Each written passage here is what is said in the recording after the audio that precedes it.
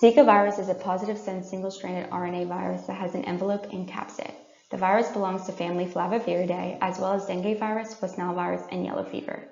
The main virulence factor is the polymorphism at position 117 in non-structured protein 2A, which reduces the host's innate immune system and inducing apoptosis.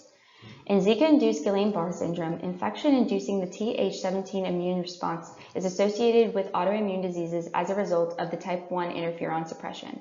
In congenital cases, virulence is due to the infection of neuropronergitic cells, which cause upregulation of toll-like receptors that increase apoptosis, decrease the growth of NPCs, and compromise TLR3-regulated neurogenesis.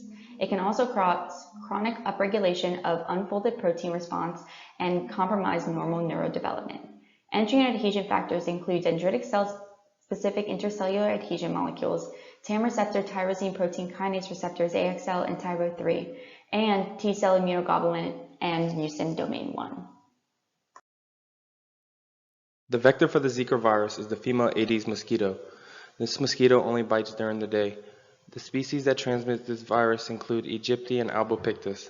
The Aedes mosquito also transmits dengue virus, chikungunya virus, and yellow fever. The virus enters the host cell by binding to receptors on the plasma membrane and is transported in vesicles. Certain immune cell types have been shown to allow entry of the virus. The viral RNA is then replicated in the host cell and the new viral particles assemble in the vesicles. Some cases have found the viral antigens exclusively in the nuclei of infected cells. The viral particles mature and are packaged in the Golgi for secretion. Once released, they travel through the lymphatic system and bloodstream toward target cells that include immune cells and central nervous system cells. This figure depicts the virus attaching to the host plasma membrane via receptors being transported in by vesicles. Then the viral RNA is processed and replicated in order to enter the endoplasmic reticulum and Golgi to mature and be released.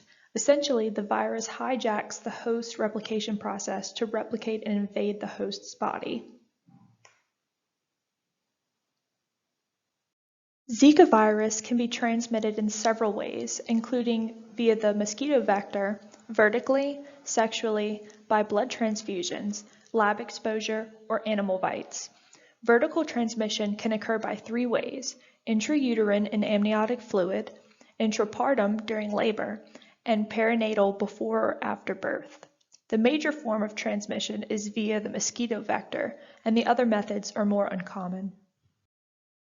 Hey, are you okay? You probably are, because Zika virus is typically asymptomatic.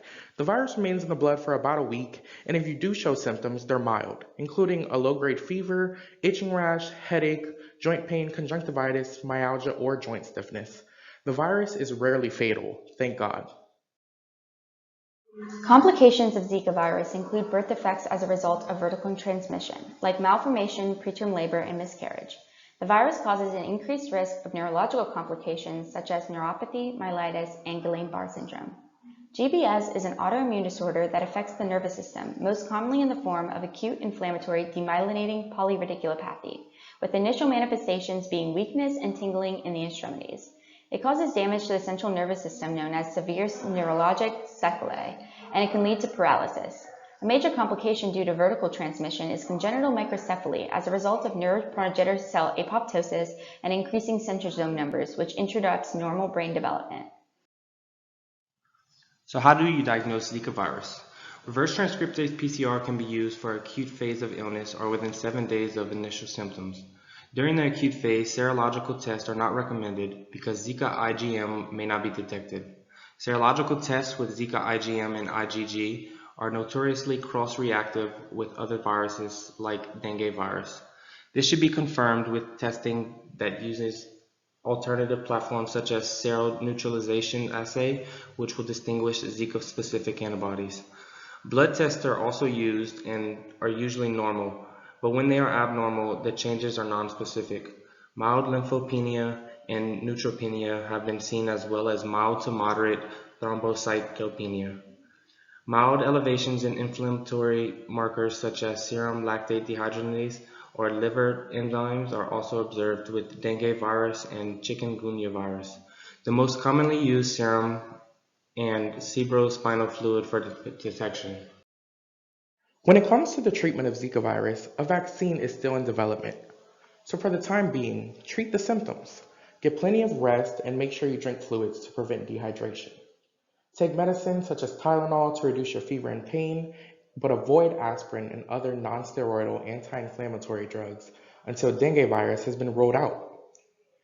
In terms of prevention, mosquito bite preventative measures and community-level targeting of mosquito breeding have been found to prevent Zika virus. In 1947, Zika virus was first identified in Ugandan monkeys. In 1952, it was identified in humans in Uganda and the U.S. Republic of Tanzania. In 2013, there was a large outbreak in French Polynesia. And in 2015, there was a large outbreak in Brazil. But since December of 2019, there have been no areas with Zika virus outbreaks. The Zika virus!